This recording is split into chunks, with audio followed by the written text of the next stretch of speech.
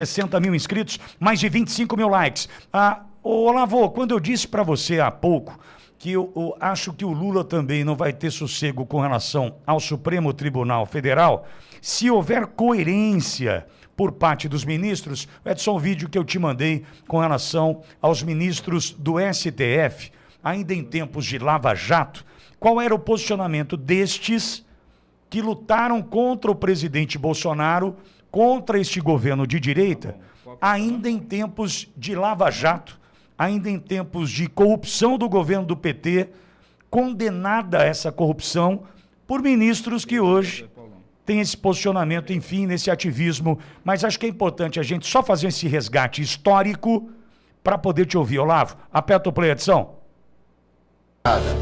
Isso aí não foi dito por mim, foi dito por ministros do STF.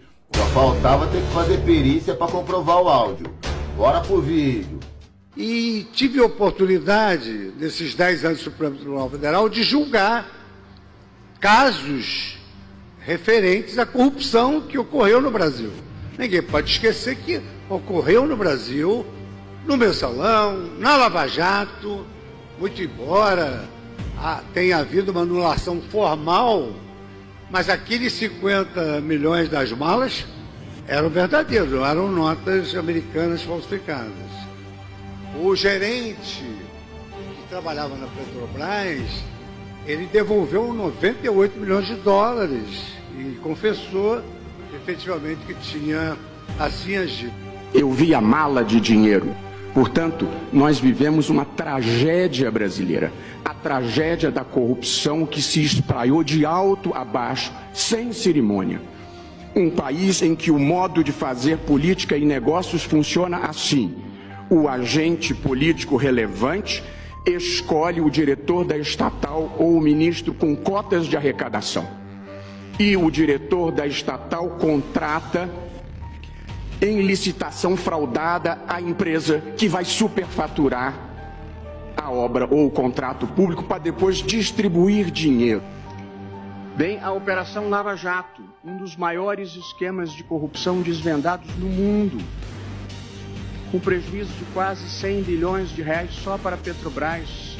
Apurou-se o pagamento de propina relacionada às obras da usina de Angra dos Reis, Angra 3, em cerca de 3 bilhões de reais pagos a um partido político.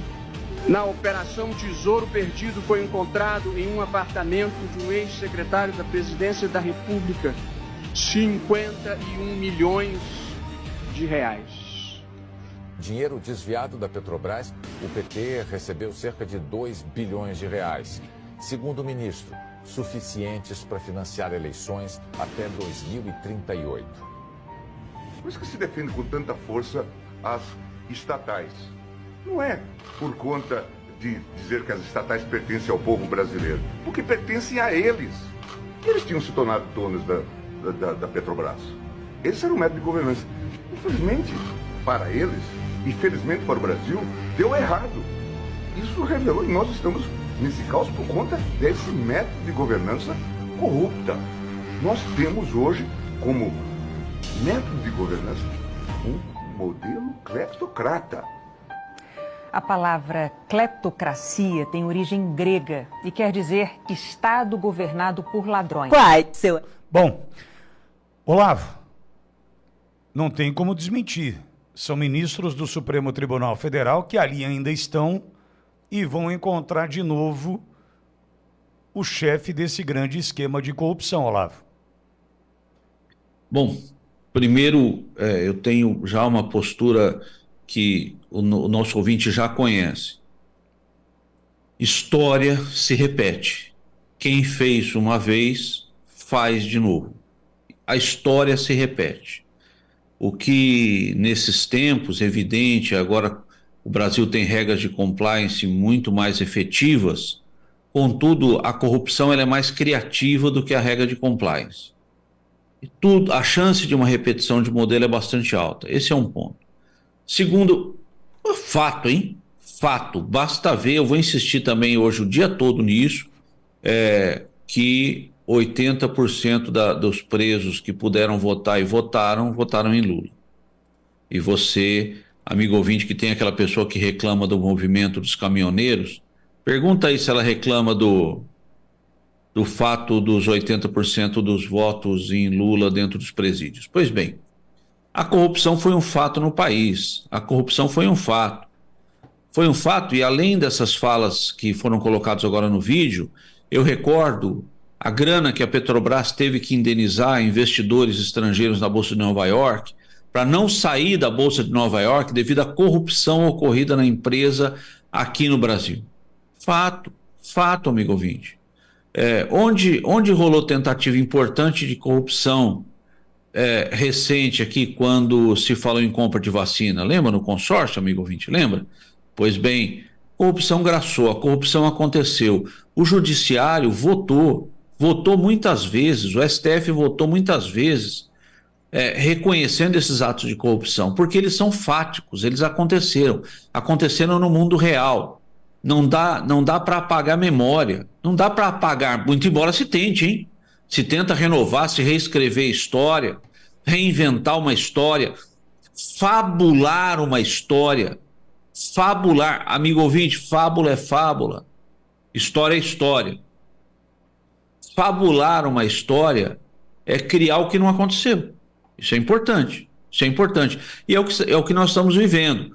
Os mesmos que reconheceram a corrupção, hoje estão ali, rezando na cartilha do corrupto. Fato. Agora, dizer, Pittoli, que que o judiciário pode ser um problema para o Lula, só se for do STF para baixo, né? Do STF para baixo, lembrando que se Lula permanece, ele ainda determina, em primeiro momento, 2 novos ministros do STF. Tá, Olavo, substituirão aqueles que já são com ele. Claro, mas também virão com uma energia renovada, uma força renovada. Amigo ouvinte, o projeto de poder do PT, aquele projeto de poder do PT que angariou toda a grana da Petrobras, e nós sabemos que nem todo o dinheiro foi devolvido, e nós não sabemos quanto de dinheiro foi utilizado aí, porque até 2038 tinha grana para fazer campanha, né? Foi o que foi dito. Quanto desse dinheiro ainda tem? O fato é que o projeto de poder do PT se consolidou. O projeto de poder do PT está aí, na história mais absurda do mundo, envolvendo desculpa, eu vou pontuar isso aqui que é importante, nós estamos falando de judiciário. Quando Fachin considerou o foro de Curitiba incompetente para julgar Lula, o que gerou a sua descondenação, a prescrição da pretensão punitiva do Estado já estava próxima.